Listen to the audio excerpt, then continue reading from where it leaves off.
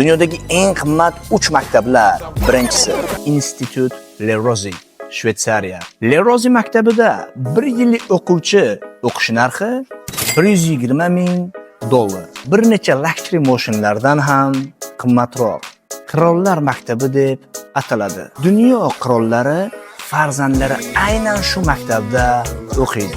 Ikkinchisi Aiglon College, Shveysariya. 1 yillik bir o'quvchi o'qish narxi $100,000 boshlanadi.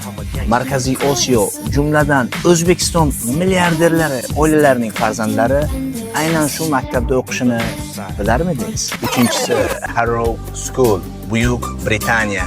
1 yillik bir o'quvchi o'qish narxi $50,000 boshlanadi.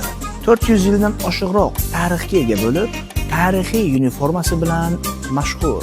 Har bir o'quvchi tarixiy ingliz uniformasida o'qiydi. Siz O'zbekistonda qaysi top maktablarimizda o'qigansiz va nechanchi maktab? Izohlarda qoldiring.